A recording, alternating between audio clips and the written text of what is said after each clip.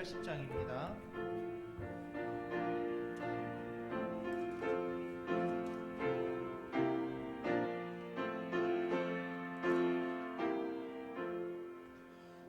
천지에 있는 이름 중 귀하고 높은 이름 주 나시기 전 지으신 구주의 이름 예수 주 앞에 내가 엎드려 그 이름 찬송하며 내 귀에 들린 말씀 중 귀하신 이름 예수 주 십자가에 달릴 때 명패에 쓰인 대로 저 유대인의 왕이요 곧 우리 왕이시라 주 앞에 내가 엎드려 그 이름 찬송하며 내 귀에 들린 말씀 중 귀하신 이름 예수 지금도 살아계셔서 언제나 하시느니 나 같은 죄인 부르사 참 소망 주시도다 주 앞에 내가 엎드려 그 이름 찬송하며 내 귀에 들린 말씀 중 귀하신 이름 예수 주 예수께서 영원히 어제나 오늘이나 그 이름으로 우리에게 참 복을 내리신다 주 앞에 내가 엎드려 그 이름 찬송하며 내 귀에 들린 말씀 중 귀하신 이름 예수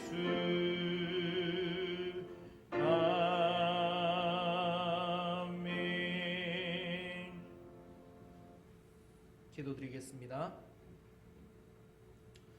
사랑과 은혜가 충만하신 하나님 아버지, 오전에 귀한 말씀 가운데 은혜 얻게 해주시고 또 오후 예배 가운데 또 주님의 은혜를 사모하는 마음으로 나아오게 해주시니 너무나도 감사드립니다.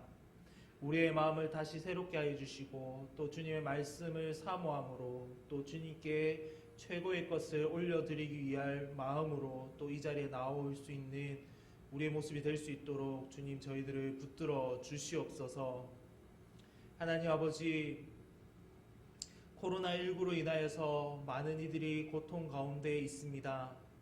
또한 우리 교인들도 이 코로나19로 인하여서 많은 어려움들을 겪고 있습니다. 삶 속에서 주님께서 늘 형통한 복을 부어주시고 또 일용할 양식으로 채워주시사 부족함이 없도록 주님 은혜 풀어 주시옵소서. 또 우리 낙현교회 성도님들 마음 가운데 그 믿음이 흔들리지 아니하도록 주님 붙들어 주시옵소서. 영상 예배로 많이 대체되고 있는 이 가운데서도 주님 그저 육체적인 편안함만 추구하는 것이 아니라 정말 이러한 시기를 거쳐가면서 이 모이는 예배가 얼마나 귀중한 것인지를 깨닫는 그러한 시간들이 될 수 있게 하여 주시고 또 이 시기가 우리의 믿음이 식어가는 시기가 아닌 정말 우리가 더욱더 열심히 모이고자 힘내고 또 마음으로 소원하며 기도할 수 있는 시기가 될 수 있도록 그 열정이 더해지는 그러한 시기가 될 수 있도록 주님 은혜 풀어 주시옵소서. 더욱더 주님의 백성답게 살아갈 수 있도록 주님 우리의 마음을 또 붙들어 주시옵소서. 죄에 민감하게 반응하게 해주시고 분별함으로 이 세대를 닮아가지 아니하도록 주님 우리들을 붙들어 주시옵소서. 하나님 아버지, 세상에 많은 유혹과 시험들이 있습니다. 그 가운데서도 주님 우리가 뜻을 세워 주님의 복음에 또 주님의 뜻에 합당한 그 삶을 살아갈 수 있도록 우리가 늘 결단할 수 있도록 주님 은혜 불어 주시옵소서. 하나님 아버지, 이제 말씀을 듣습니다. 우리에게 들을 수 있는 귀와 깨닫는 마음 허락하여 주시고 성령 하나님 우리 마음 가운데서 함께하여 주시사 이 말씀이 또 믿음의 고백이 되어질 수 있도록 삶에서 실천되어질 수 있도록 주님 은혜 불어 주시옵소서. 이 모든 것 예수님의 이름으로 기도드립니다. 아멘.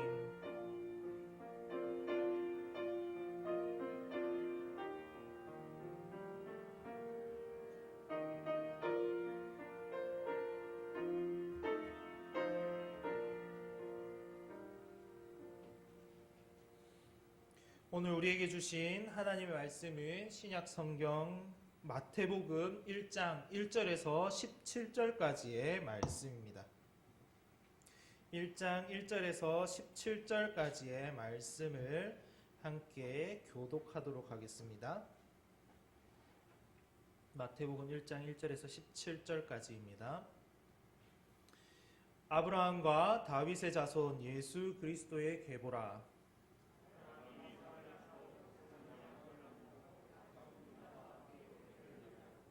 유다는 다말에게서 베레스와 세라를 낳고 베레스는 헤스론을 낳고 헤스론은 람을 낳고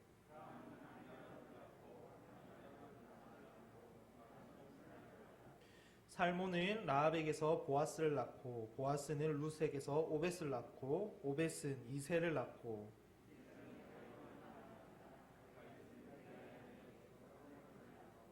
솔로몬은 르호보암을 낳고 르호보암은 아비야를 낳고 아비야는 아사를 낳고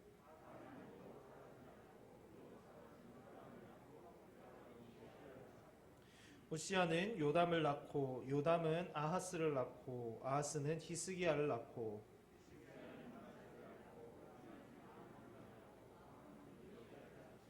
바벨론으로 사로잡혀 갈 때에 요시야는 요고냐와 그의 형제들을 낳으니라.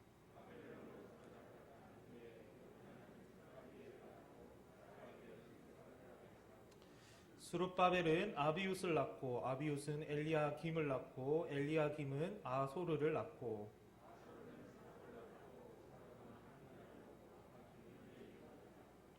엘리웃은 엘르아사를 낳고 엘르아사는 mat단을 낳고 mat단은 야곱을 낳고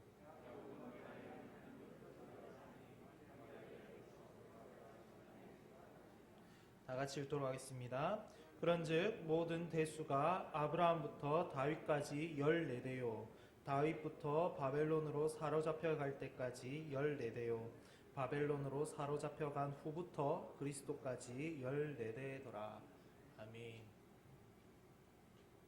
점심 맛있게 드셨습니까? 네. 어느덧 우리 2020년 한 해가 다 지나가고 있는 시점에 있습니다. 정말 어떻게 보냈는지 모르겠는 그러한 상황 가운데 우리가 늘 지내왔던 것 같습니다. 많은 행사가 취소가 되고 또 모이기가 자유롭지 않고 하다 보니까 정말 2020년도는 조금 많이 아쉬운 그런 한 해가 된 것 같습니다. 그럼에도 불구하고 우리가 이제 5일 뒤인가요? 5일 뒤면 이제 또 성탄절을 맞이하게 됩니다. 여러분들은 성탄절 하면 어떤 것이 떠오르십니까? 제가 중고등부 시절만 하더라도 이 성탄절이 다가온다, 크리스마스 이브다 하면 스케줄이 딱 정해져 있었습니다. 그렇지 않습니까? 스케줄이라고 하면 교회에 일단 몇 시까지 모여서 밤새도록 노는, 그리고 나서 밤새도록 놀고 크리스마스 그 성탄 축하 예배 11시 예배 때 졸고 이런 그러한 일정들을 계속해서 반복했던 그러한 시기가 있었습니다. 밤새도록 이렇게 친구들과 놀면서 또 교회 어른들은 또 더 재밌게 놀라고 치킨도 사와 주시고 피자도 사와 주시고 이렇게 하면서 저희 이렇게 조금 열기가 식어갈 때쯤 한 11시나 12시쯤 되면 이제 그런 간식들을 사가 오셔가지고 더 불을 지펴주시는 그러한 모습들도 있었습니다. 그리고 제가 초등학교 때는 새벽송을 돌기도 했었습니다. 그래서 저보다 형, 누나들 그 사이에 끼어서 이렇게 좀 멀리 계신 성도님들 그 집까지 찾아가서 새벽송을 돌기도 했었죠. 그래서 성탄절에 관련된 찬송을 부르고 또 마지막에는 말씀 한 구절을 외우면서 이제 성도님 집에 찾아가서 이렇게 예수님의 그 기쁜 소식을 알리는 그러한 행사들을 했었습니다. 그래서 그 추운 겨울날 이렇게 집으로 찾아오면 또 그냥 보내시지 않고 이렇게 예전에 부산에는 이제 물오뎅하고 물떡 이렇게 해가지고 따뜻하게 해가지고 저희들에게 또 대접해 주시며 또 그것으로 또 이렇게 몸을 녹였던 그런 기억들이 있습니다.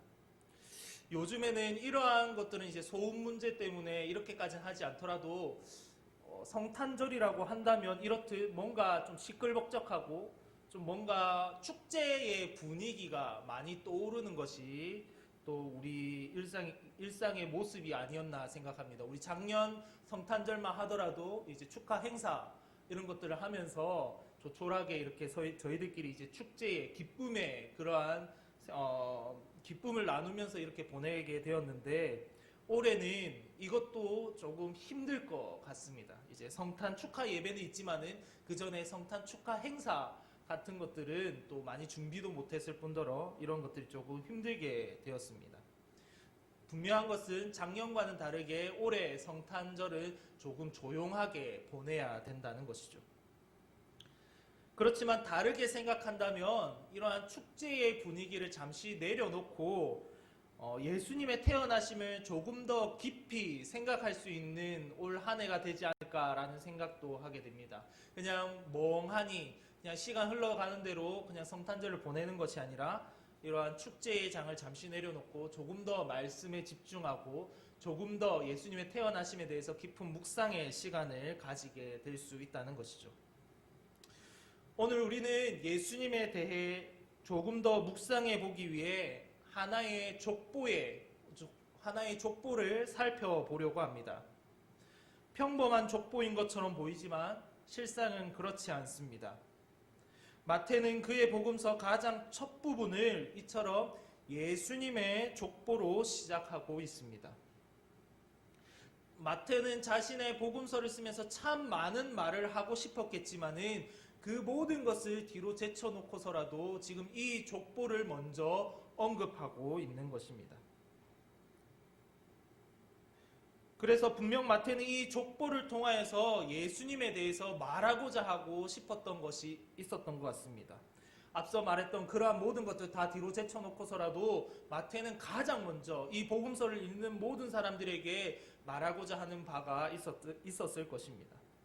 그런데 우리의 관심은 어디에 쏠리기 시작합니까? 18절에서 25절까지의 말씀에 잠시 관심이 쏠릴 수밖에 없습니다. 족보보다는 그냥 솔직히 관계도 없는 좀 이름 모를 그런 사람들의 이름만 나열되는 것보다는 조금 신비로운 이야기를 전해주고 있는 18절로부터 25절까지의 내용이 우리의 관심을 끌기에는 적합한 내용이기 때문입니다.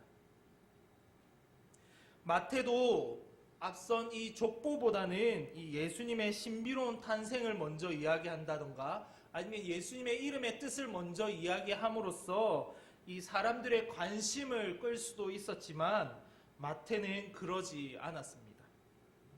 그렇다면 마태는 왜 예수님의 족보를 먼저 우리에게 소개해 주고 있을까요? 예수님의 족보를 통해 마태가 우리에게 하고자 하는 그 말이 무엇인가를 오늘 살펴보도록 하겠습니다. 첫 번째, 예수님의 나심은 새로운 시대의 도래라는 것을 말해 주려고 합니다. 옛날 고대 시대에는 이 족보라는 것이 굉장히 중요하였습니다. 특히 유대인들에게 있어서 이 족보는 너무나도 중요한 기록물이었습니다. 왜냐하면 자신의 정통성이 있는 족보에 들어가 있는 것 자체가 이 선민이라는 근거가 되기 때문입니다. 창세기를 보게 되면 가장 먼저 볼 수 있는 족보가 창세기 4장에 나오는 가인의 계보입니다. 그리고 나서 바로 이어서 5장에 아담의 계보가 나오게 됩니다. 이것이 무엇을 의미하겠습니까? 비록 가인이 아담과 하와에서 태어난 첫 번째 아들임에도 불구하고 정통성이 인정되는 계보가 누구의 계보라는 뜻입니까? 아담이 아벨을 잃고 나서 얻은 이 셋의 후예들이 정통성 있는 그러한 계보라는 것을 말해주는 것입니다. 그리고 셋은 조금 자세하게는 다 언급하지 못하지만은 셋의 후예로서 노아가 태어나고 노아의 아들 중 셈을 통하여서 아브라함이 태어나게 되는 그러한 족보가 지금 이 유대인들이 인정하는 정통성 있는 그러한 계보라는 것입니다. 그러니 자신이 이 아브라함의 혈통으로부터 시작되는 이 계보에 자신의 이름을 올린다라는 말이 얼마나 중요하겠습니까? 이 계보에 자신의 이름이 없다면, 자신의 이름이 빠져 있다면 그는 이방인이라는 말이 되는 것입니다. 유대인들에게 이방인이란 말이 얼마나 의미가 있겠습니까? 자신이 선민이 아니라 이방인이란 말이 얼마나 타격이 크겠습니까? 이 계보에 이름이 오르지 못한다면 자신은 이방인이 되는 말이 되고 이는 하나님께 선택받지 못한 자라는 것이 낙인찍혀 버리는 것입니다. 그러니 유대인들에게 족보란 단순히 내가 좋은 가문에서 태어났다라는 것을 증거하는 수단을 넘어서서 내가 하나님의 백성이다, 하나님의 선민이다라는 것을 드러내는 것이 바로 이 족보인 것입니다. 그런데 마태는 지금 이렇게 유대인들에게 민감한 이 족보를 먼저 언급하고 있는 것입니다. 그것도 그는 그의 이 복음서를 쓰는 목적이 무엇입니까? 예수 그리스도의 복음을 전하기 위해서, 유대인들에게 이 복음을 전하기 위해서 이 족보를 먼저 언급하고 있다는 것입니다. 그리고 그 형태도, 그 시작도 굉장히 의미심장하게 들리기까지 합니다. 본문 1절 말씀을 한번 보도록 하겠습니다. 아브라함과 다윗의 자손 예수 그리스도의 계보라. 마태는 지금 아브라함과 다윗과 예수님을 동일선상에 두고 있습니다. 아니, 앞선 두 사람보다 더 중요하고 그리고 역사의 주인공이 아브라함과 다윗이 아니라 누구라고 지금 이야기를 하고 있는 것입니까? 바로 예수 그리스도다라고 말을 해주고 있습니다. 이스라엘의 역사의 시작점인 이 아브라함보다, 그리고 이스라엘 역사상 가장 찬란했던 시절을 이끌었던 이 다윗보다 지금 예수님이 더 중요한 인물이며, 또 예수님은 이러한 시대를 뒤로하고 새로운 시대의 도래를 알리는 한 인물이라는 것을 말해주고 있습니다. 예수님은 이 족보에서 알 수 있다시피 왕의 혈통을 타고 태어나심 또한도 증거하고 있습니다. 그러니 예수님이 새로운 시대의 주인공, 새로운 시대의 시작하시는 분이라는 그 명분 또한도 너무나도 당연하게 느껴집니다. 왕의 혈통으로 태어나신 왕족이신 예수님께서 새로운 시대의 주인공이시다라는 것 또한도 좋은 명분이 되는 것입니다. 그렇다면 이 마태가 말하는 이 예수님께서 가지고 온 이 새로운 시대는 어떠한 시대를 말하는 것이겠습니까? 그들은 출애굽과 찬란했던 왕국 시대라는 이 유구한 역사를 가지고 있지만 바벨론 포로 이후 이렇다 할 모습이 없었습니다. 오늘 본문 13절을 보게 되면 이 바벨론으로 잡혀간 후의 족보에 대해서 이야기를 해주고 있는데, 솔직히 저희가 잘 모르는 인물들입니다. 아브라함부터 세세하게까지는 잘 모르겠지만 이 아는 이름들이 나오는데, 이 바벨론 이후부터는 우리가 조금 도무지 알 수 없는 이름들이 나오기 시작합니다. 그도 그럴 것이 이 바벨론 이후의 족보들을 보게 되면 이 구약의 어디에도 나타나지 않고 있습니다. 이 수르바벨 이후의 이 후예들이 어떻게 이어져 왔는지를 성경에서는 말해주고 있지 않습니다. 그것처럼 이것은 무엇을 반증하는 것이 되겠습니까? 바벨론 이후부터는 이 이스라엘 역사가 굉장히 암흑기를 보내고 있었다라는 것입니다. 물론 자기들끼리는 이러한 족보를 가지고 있었겠지만은 또 구전을 통하여서 너의 할아버지가 누구이다, 너의 선조가 누구이다라는 것을 알려주고는 있었지만은 이 성경에서 알 수 없는 이 족보를 가진 이 13절 이후부터 그러한 암흑기가 바로 지금 족보에서 말해주고 있는 것입니다. 이러한 영적으로나 민족적으로 이 침체기 가운데 있는 이스라엘에게 이 예수님의 오심은 다시금 회복의 역사가 시작되었다라는 것을 알려주고 있는 것입니다. 즉 새로운 시대가 무엇이냐? 회복의 시대가 다가왔다라는 것을 말해주고 있는 것입니다. 그리고 마태는 이 족보의 이후부터 나오는 수많은 이 내용들이 이 복음서를 통해서 어떠한 회복이 일어났는가를 낱낱이 알려주고 있습니다. 그 내용은 분명 육적 이스라엘이 기대했던과는 다른 모습이었습니다. 독립국가로서 다윗의 때, 즉 찬란했던 시기로의 회기가 아닌 마태가 말하고자 하는 것은 하나님 나라가 도래하였다. 그리고 하나님 백성으로서 너희가 온전히 회복되었다라는 것을 지금 말해주고 있는 것입니다. 그러니 지금 예수 그리스도의 계보라라고 이야기하는 것은 무엇입니까? 이 예수님을 통하여서 새로운 시대가 다가왔다라는 것이 바로 이 내용인 것입니다. 그래서 마태는 그의 복음서 4장 17절에서 이렇게 예수님의 외침을 이렇게 생생하게 기록을 하고 있습니다. 회개하라, 천국이 가까이 왔느니라. 마태는 하나님의 나라의 도래, 또 그 하나님 나라의 도래를 통하여서 이스라엘의 또 영적 그 이스라엘의 온전한 회복을 지금 이 족보를 통해서 먼저 선언하고 있는 것입니다. 마태가 예수님의 족보를 통해 우리에게 말하고자 하는 이 두 번째 내용은 그토록 기다렸던 메시아가 오셨다라는 것도 이 족보를 통해서 말해주고 있습니다.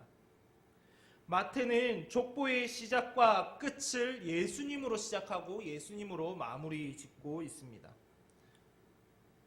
그런데 마태는 예수님에 대한 호칭을 그리스도라라고 칭하고 있습니다. 우리 1절에서 보게 되면 예수 그리스도의 계보라. 그리고 17절에서는 무엇이라고 말하고 있습니까? 마지막 부분에 그리스도까지 14대라라고 말을 하고 있습니다.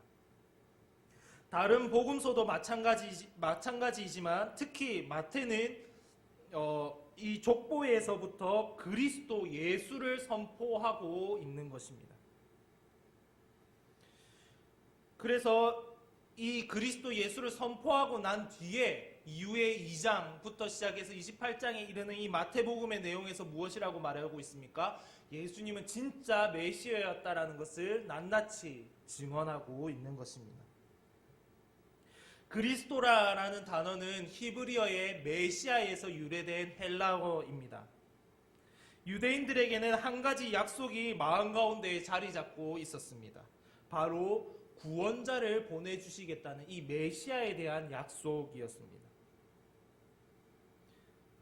그래서 유대인들은 이러한 메시아에 대한 약속을 잃어버리지 않기 위해 또 메시아의 이 약속을 또 이어가기 위해서 어떠한 규례를 지키면서 나왔습니까? 바로 고엘이라는 이 계대 결혼의 규례도 여기에서 비롯되는 것입니다. 이 메시아가 언제 어떻게 누구의 혈통을 타고 태어날지를 모르기 때문에 어떻게 합니까?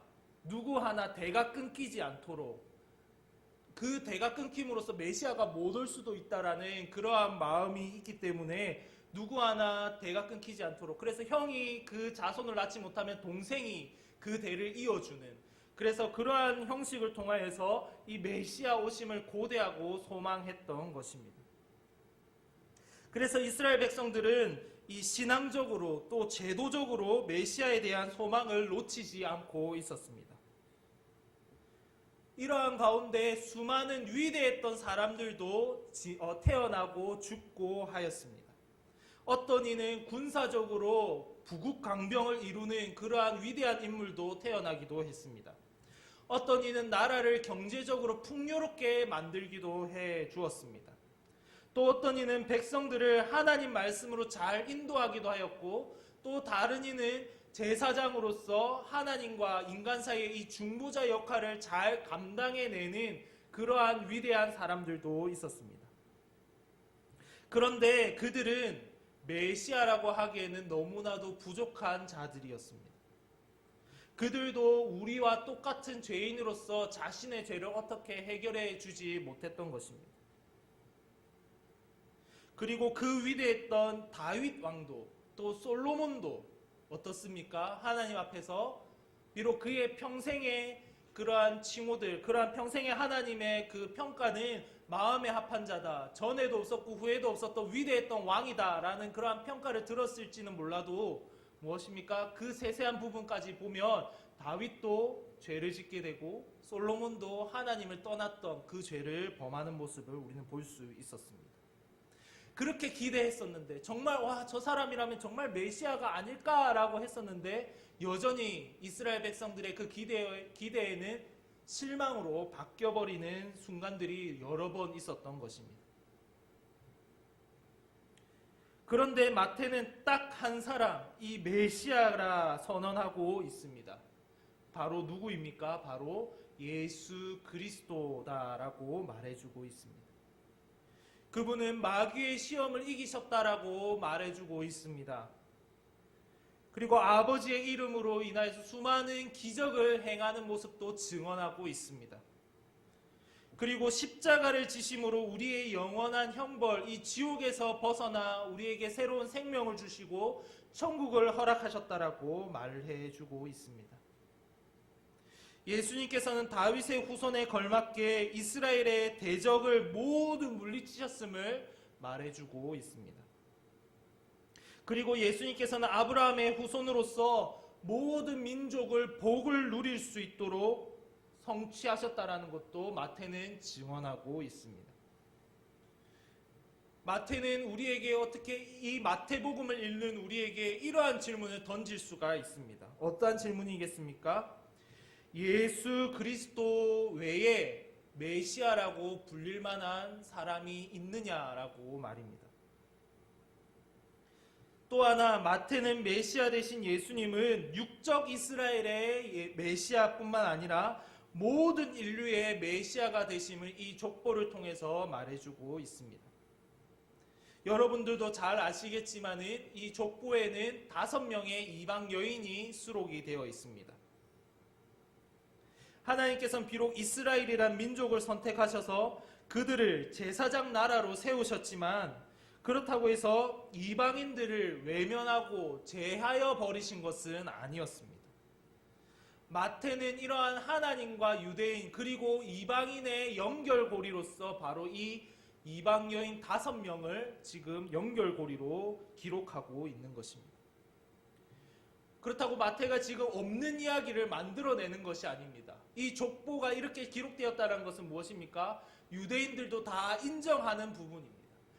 룻을 통하여서 다윗의 그 혈통이 태어나게 되었다라는 것, 라합을 통하여서 그 혈통, 그리고 다말을 통하여서 또 우리아의 아내를 통하여서 이러한 것들이 다 하나가 되어서 메시아 오심의 그 혈통에 기여를 하였다라는 것을 우리는 읽을 수가 있는 것입니다. 즉 마태는 없는 이야기를 만들어내는 것이 아니라 인정할 수밖에 없는 역사적 사실로 지금 복음을 전하고 있는 것입니다. 예수 그리스도, 너희들이 그토록 기다리던 메시아는 유대인들의 그 메시아뿐만 아니라 이방인들 모든 민족의 메시아가 되신다라고 말입니다. 마지막 마태가 예수님의 족보를 통해 말하고자 하는 이 세 번째 내용은 하나님의 신실하심을 말해주고 있습니다. 마태가 보여주는 이 족보를 한마디로 표현을 하자고 한다면 굉장히 우여곡절이 많은 족보였다라는 것을 우리는 볼 수 있습니다. 물론 이 시대를 통틀어서 보게 된다면 참 좋았던 시절, 말 그대로 전성기와 같은 그러한 시절을 보냈던 때도 있었습니다. 다윗의 때가 그러했고 솔로몬 시대가 그러했습니다. 그렇지만 포로기와 같은 암흑기와 같은 시대도 있었음을 이 족보를 통해서 우리는 알 수가 있습니다. 그뿐 아닙니다. 유다, 이 오늘 본문에 나오는 아브라함의 아들, 야곱의 아들 유다의 때는 어떠한 일이 있었습니까? 그 대가 끊길 뻔한 적도 있었습니다. 다말이라는 이 며느리의 기지를 통하여서 베레스와 세라가 나왔던 그러한 대가 끊길 뻔한 그러한 일들이 있었음에도 이 족보는 계속해서 이어가고 있음을 우리는 알 수가 있습니다. 솔로몬이 왕에 즉위하기 전에는 또 어떻습니까? 정치적으로 불안정하여서 솔로몬이 하마터면 왕에 오르지 못할 뻔한 그러한 사건도 있었습니다.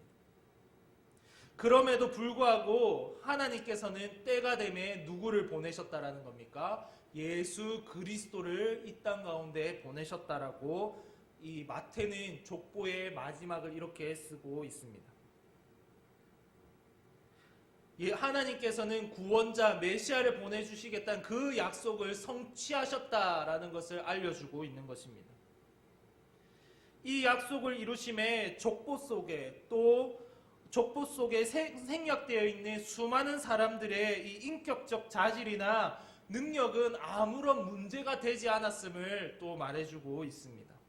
오직 하나님의 주권적 역사하심으로 성취가 되었음을 우리가 읽어볼 수 있습니다. 오직 흔들림 없이 그 계획과 약속을 이루시는 하나님을 우리는 만날 수 있기에 더욱 믿음으로 나아가 하나님을 의지할 수 있다. 그리고 하나님께서 그 약속의 성취로서 예수 그리스도를 보내주셨다라는 것을 우리가 믿고 나아갈 수 있다라는 것을 말해주고 있습니다. 사랑하는 여러분, 우리는 다시 위대한 탄생 또 위대한 시작을 알리는 그 기념하는 날 앞에 서게 되었습니다. 그리고 이 위대한 탄생의 주인공은 오늘 마태가 말해주는 족보 속 주인공인 이 예수 그리스도이심을 우리는 늘 기억해야 합니다. 예수님은 이 땅 가운데 오셔서 회복의 날을 선언하셨으며 하나님 나라의 도래를 선언하셨습니다. 마태는 허무맹랑한 소설과 같은 글로 유대인들을 그리고 이 복음서를 읽는 모든 사람들을 미혹하고 있는 것이 아닙니다. 그는 아브라함과 다윗의 시대 등 모든 흥망성쇠의 시기를 지나 예수 그리스도라는 최종적인 결실을 맺도록 계획하시며 준비하시고 결국 성취하신 신실하신 하나님과 메시아로서의 사역을 완전히 이루어 가실 예수님의 역사적 사실을 기초로 하여 수많은 사람들에게 복음을 전해주고 있습니다. 오늘 우리도 마찬가지로 이 소설과 같은 이야기를 세상 사람들에게 전하고 있는 것이 아닙니다. 기쁘다 구주 오셨네 라는 이 문구를 여러분들은 많이 보셨을 겁니다. 교회뿐만 아니라 구에서 큰 사거리나 이런 데 보게 되면 부처님 오신 날은 또 어떤 걸 합니까? 부처님 오신 날은 막 연등을 막 꾸며놓고 그 다음에 성탄절이 되면 트리를 막 꾸며놓으면서 거기에 꼭 빠지지 않는 문구가 있습니다. 기쁘다 구주 오셨네.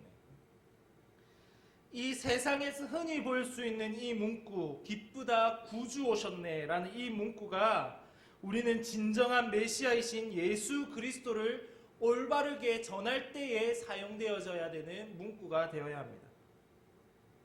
예수 그리스도를 믿음과 동시에 바르게 배워야 합니다.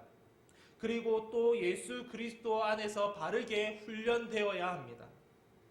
바른 배움 속에서 실천으로 우리 구주이신 예수 그리스도를 전하시는 저와 여러분들이 되시기를 바랍니다. 또 하나 우리는 이 은혜를 잊지 말아야 한다는 것입니다. 이제 예수 그리스도로부터 시작되는 족보에는 유대인과 이방인 구분 없이 예수를 믿는 모든 이들을 합류할 수 있도록 예수님께서 새로운 시대를 도래토록 하였습니다.